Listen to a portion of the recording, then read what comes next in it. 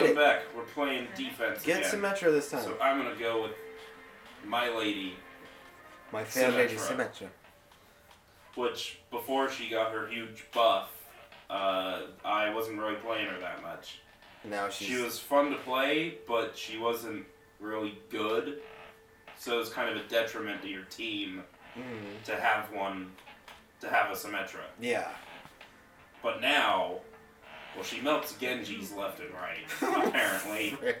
It's a great way to say that. Genji, so I mean, she must be pretty good. Yeah, because they all keep trying to deflect even that can't be deflected. Trying to stare into the sun. Yeah. You can't not, but at the same time, it's really bad for you. And when she gets on you, you can't run away. So what do you do? What are you buying? What are you buying? What are you selling? When I was a kid, last episode we were talking about impressions and stuff. As you know, I'm a huge Red Skelton. A few out there who don't know, Red Skelton was a very popular comedian in the late 40s and 50s. And he was famous for doing a lot of like different characters. He was on the radio, he was on TV, he was in movies. He was very good at doing impressions and characters and stuff like that. So he had like, I think that my top 3 favorite characters were Clem Cadiddlehopper, who was like the country bumpkin, kind of the idiot. Whenever you'd hear his intro on the radio, he'd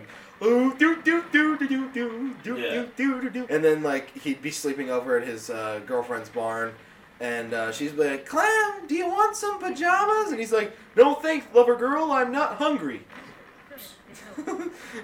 So he just played pretty much the bumbling idiot. Yeah, and then there was another one he played that was what was it? Shit, there's a lot of people. Gertrude and Heathcliff, which are like these two seagulls, and that one wasn't really one that he did that often. It was only something he did later in his career. But I'm trying to think. It was Clem Cadiddlehopper. San Fernando Red, which was like a really corrupt politician, and he's just like, he would always start his speeches with like a very distinct thing. He'd be like, "My friends, and I know you are my friends because all of you voted for me. And if you really are my friends in the next election, you'll vote for me again."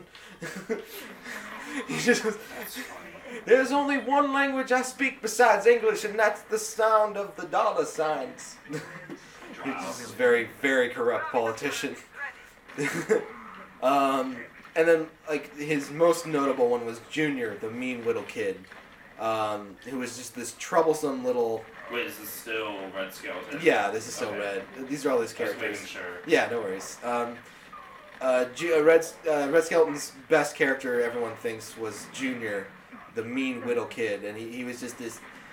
Just really, really, like, he was Dennis the Menace before Dennis the Menace became a thing. Right. I think. I'm not sure about that, but anyway.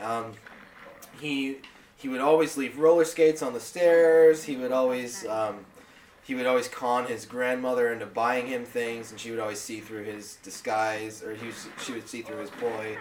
Ah, fuck. Whenever she got mad, she would always, like, smack him, and you just hear, like that, and he'd be like, "Oh, you broke me with an arm! You broke me with an arm! You broke me with an arm!" He sounds like, what's the other bumbling idiot character? Clem? No, it's not Red Skeleton. It's, I don't know. Maybe I'm just thinking there's a character there where there isn't. Junior was... He'd be like, "Oh, yeah, Ma, I'm gonna go see someone on the stairs." Shit. He would just sound that very stereotypical, adorable voice kind of thing, but knew he was up to no good. One of my favorite things he did as the character is he'd be like, "Grandma, you can't punish the character." He'd be like, "Grandma, you can't punish me," and she'd be like, "Why not?" And he's like, "'Cause if you do, I'll tell." And she'd be like, "You'll tell what?" And he's like, "That you used to be a gypsy dancer at the local bar." And she's like, "I was no such thing." And he's like, "Oh no?" Da da da da da da da da. Just hear her like dancing, and then she'd be like, "Junior!" And he's like, Oh, this is bad. That's funny though. Yeah. My team's getting pushed back. This is Yeah. Not good for business. McCree. Fuck off. Wow. Lucky shot by McCree there. This is... No, you're doing good. Not really. It's debatable. Yeah, the definition of very good. Because... Seen it. I can still turn this around, though. Might have to switch off of Symmetra for this next part, though. It's kind of like... If you get her ultimate and then they kill you, well, now you have to work for it again. So...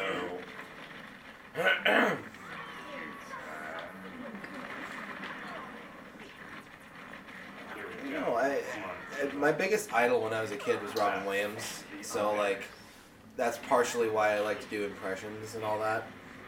And I always kind of put my voices to the test when I was a kid, just trying to test what works and what doesn't. And people are always like, "Oh, can you do this one girl character?" And I'm like, "No, I mean, it depends on the girl, but I mean, like, I can do fire for sure. I mean, like, you Virginia Doubtfire, dear.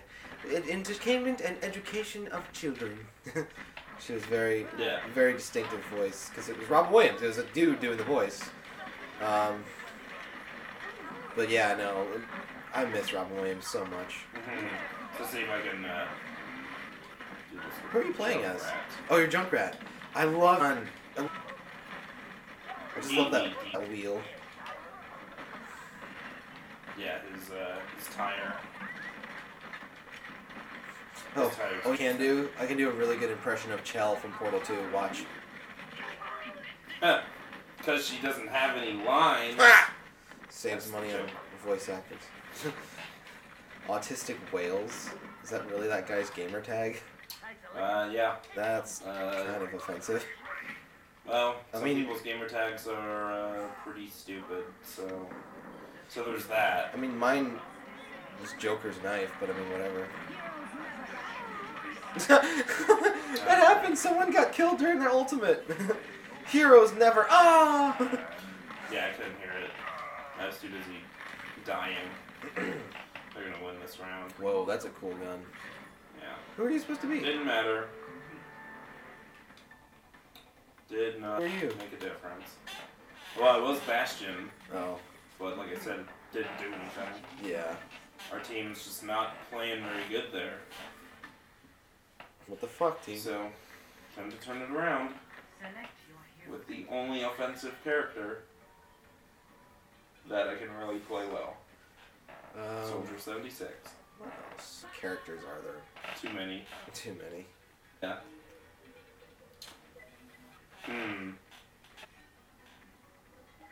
This team needs to pick a healer, like now. Who's a healer? Like, I know what a healer games, but who is a healer? Lucio, Mercy, Zenyatta, Anna, who's the old chick with the sniper rifle. Pretty much any of them. This last guy, this D-man guy, needs to pick a healer. Instead of, like, doing whatever it is he's doing. But it won't matter, we'll win because I'm on Soldier 76. Yeah. I'm actually the best Soldier 76 in North America. Are you really? Just so you guys know. Are you really? No. Oh. I actually thought that was a legit statement, so I was going to be like, oh man, I'm in the presence of... The PC version of the game. Oh. After every time I would win with Winston, I would type in best Winston North America, please share. And I actually looked at my rank as Winston, and I think I was in like the top 500. Oh wow! But I might be wrong. That's impressive, dude. This is pretty close to when the game just came out. First came out. So by then it's probably gone down. Yeah, probably. Well, I haven't been playing the PC version either, so... Yeah. I remember when you got the console version, like the day of it coming in the mail, and you unboxed it all. It was like watching... No, that was the PC version. Oh, was it? The one that came with all the statues and all that? Yeah. Yeah. Like as soon as you opened it all, you were just like a kid on Christmas. You were like, oh, this... And then like the sounds you kept making as you kept grabbing more stuff from it. You got the like oh, then you got the game. You're like oh, and then you got like the instruction manual, like the soundtrack, and like oh. This game makes me very happy, but also very angry. So it's a love-hate. You love it, pretty much. But sometimes it makes you hate it. Hey Lucio, bye Lucio. It's Turbiurbiurn. It's pronounced Turbjorn. Turbiurbiurn needs to not put his turret in a Turbiurbiurable place. That was. Did you think about that one? Dumb. Did you think about that one? Yeah. Go in the corner and think about what you just did. Yeah, but No, I don't care. Cheese.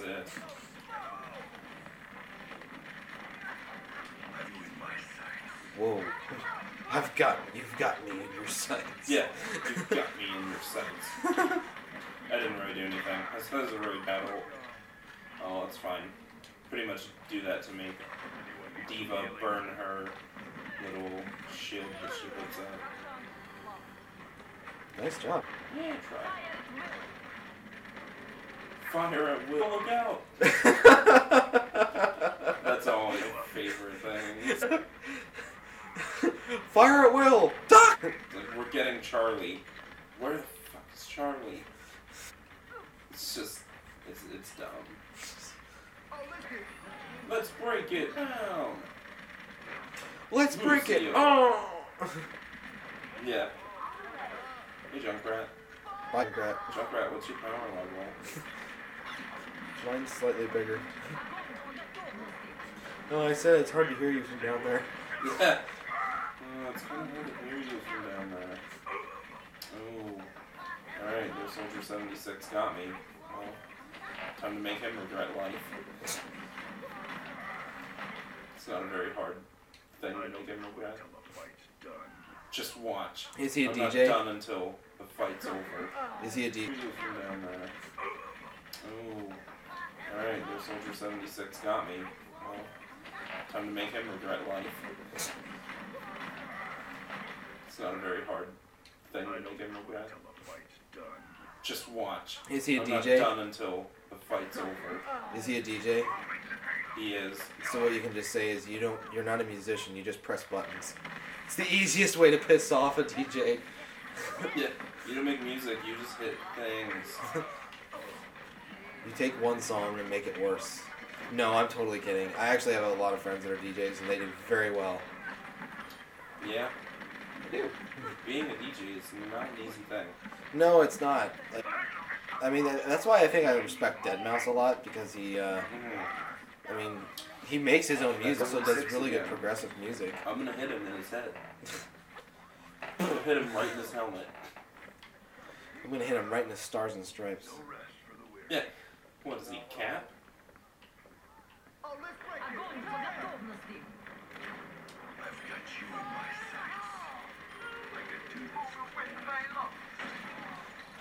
Bad mother chucker. Junkrat, you're next. Goodbye, pal. Want to know what it's like to eat lead? Open your mouth and get a spoon. It's very tasty. Oh god, no. Oh god. Oh, that...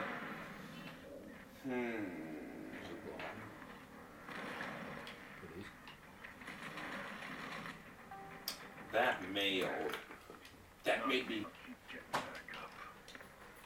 so angry that I could be the Hulk. It's funny too because you're wearing a Hulk shirt. I'm wearing my Hulk shirt. Yeah. I took that into account. Oh, good. Oh god. Oh sh. Capitalize. Capitalize. Money. Money. Please, do not shoot anymore. Please stop. Please stop. Please. Please. No, please. No. Don't stop. Whoa. You're doing exceptionally well for someone who's never played this game before. It's my best 12, Doctor. One of my favorite things that he's... Like 12 has an unnatural habit of being very just upfront and frank with everybody. So, like, Clara, his most recent companion, writes out a bunch of flashcards for him to read, like to kind of help him be more polite. So, like, in a situation where someone dies, he's not really being, like, curt. He's like, these people are actually dead. That's amazing. We can actually talk to their ghosts and find out what happened to them. What's death? And then she hands him the cards. And then he's like, I'm very sorry about your loss. I'll do everything I can in my power to solve the death. I'll do everything I can in my power to solve the death and avenge it of your beloved family member / friend / pet. Bye, Diva. Junkrat. Bud. Time to go. It's like you're a bar. You're like a bar bouncer, and you're just like, all right, Junkrat, time to go. Time out. It's really not good. This team is having trouble keeping up the push. This past Christmas special of Doctor Who is pretty good, where he fights alongside a superhero. Or he doesn't really fight. There's not really a threat so much in that episode. And I wrote a review about it on my Facebook page, but like, there's not so much a threat so much as it's like the Doctor's just doing stuff with a superhero guy. Yeah. Trying to help him deal with the fact that the Doctor's responsible for giving him superpowers. Huh. But it's kind of funny how that happens. But it's kind of funny how that happens too. The kid thinks he's an actual doctor when he first thinks he's Santa Claus. He shows up at the kid's house. The kid's got a cold. The Doctor says, "Hold on to this gem for me." He doesn't say it's a gem. He just gives him this like space gem that's glowing, and then he gives him a glass of water. He's like, "Here, just drink that. It'll help clear your throat." And so the kid thinks that the gem is medicine. He takes it and swallows it, and so the gem, drawing power from a nearby star, grants him his biggest wish, which is like he's always wanted to be a superhero. So he's able to fly. He's got super strength, super speed. Yeah. And the Doctor's just like, "Oh, I have to stick around for you, don't I?" So he just helps this guy like go through the motions of being a superhero and the responsibilities that it all entails. Because the Doctor pretty much knows what that. Being a superhero. Pretty much being someone who has that responsibility else, or at least assumes the responsibility of others. But there's a really funny moment in the beginning of the episode when he shows up at the kid's house. He's like hanging upside down from the window next to the kid's room. He's in New York, so he's just like swinging upside down, and the kid's just like, "I'll let you in. I'll ask my mom. You're expected, I think." So he opens the window, the Doctor just rolls in, and he's like, "Did you say expected?" And the kid gives him a plate of milk and cookies, and the Doctor's like, "Oh, ho, ho, ho." Yeah, he didn't expect it. Yeah. I think we're going to lose this one. Maybe. Maybe not. Ah, I was right there. Kidding me. Unbelievable. You got to be kidding me. Oh, man. You did good, though. That's not a bad score. That's not bad. Thanks for tuning in for another 2 episodes of our matches in Overwatch. Mm-hmm. We'll see you in the next 2 episodes. Yeah, bye guys. So take care.